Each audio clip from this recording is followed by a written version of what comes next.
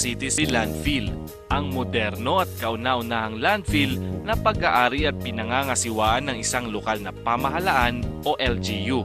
Isang mahalagang proyekto ng pamahalaang lungsod ng Puerto Princesa na nagkakahalaga ng kabuuang 170 milyong piso.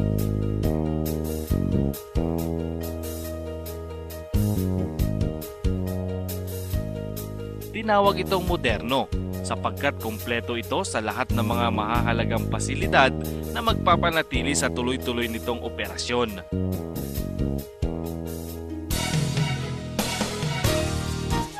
Tulad ng guardhouse kung saan ang mga bisita ay inaasikaso at ang truck ng basura ay inuusisa upang alamin kung ano ang laman nito.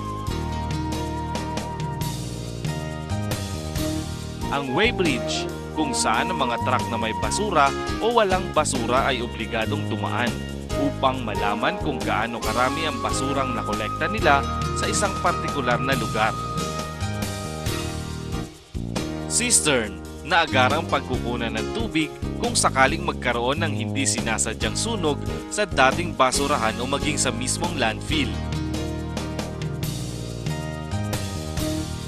Meron din silang admin building kung saan dito tumatahan ang operator ng weighbridge at iba pang tanggapan ng Solid Waste Management Office.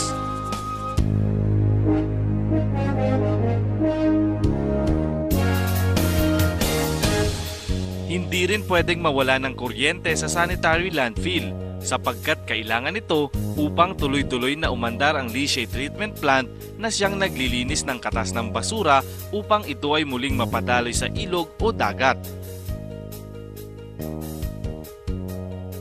Gayon din, ang landfill ay napapaligiran ng naglalakihang poste ng ilaw upang manatili itong maliwanag kahit na gabi nang makita ang sinumang aakyat o papasok sa landfill.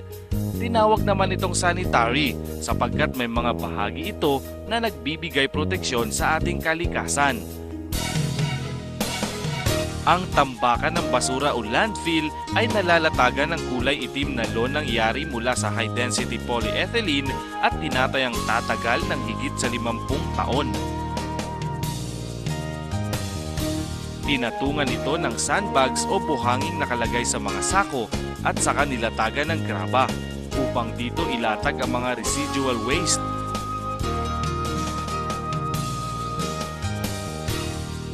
Layunin nito na salain at saluhin ang katas ng basura na tutuloy sa lona upang hindi magdulot ng polusyon sa tubig. Mula sa lona, ang katas ay dadaloy sa butas-butas na tubong ito na tinatawag na perforated pipe at tuloy-tuloy na dadaloy sa gusaling ito na tinatawag na leachate treatment plant. Ang katas ng basura ay lilinisin dito hanggang sa maging kulay puti. Ito ay phase 1 pa lamang at may lawak na 2.7 hectares.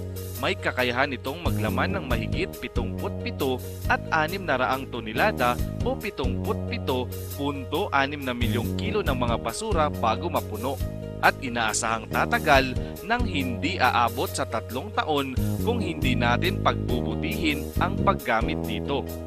Ayon sa manager ng City Solid Waste Management Office, Earl Buenviaje, lumalabas na 80 tonelada ng mga basura ang nakokolekta ng kanilang tanggapan sa bawat araw mula pa noong taong 2002 hanggang sa pagsapit ng buwan ng Agosto taong 2005. Kung ito ay hindi mababawasan, ang inaasahang 77 at 600 tonelada ng mga basura ay makukumpleto agad sa loob lamang ng 970 araw o 2 taon at 8 buwan. Pakipang mula sa aspeto ng kalinisan hanggang sa pagunlad ng bawat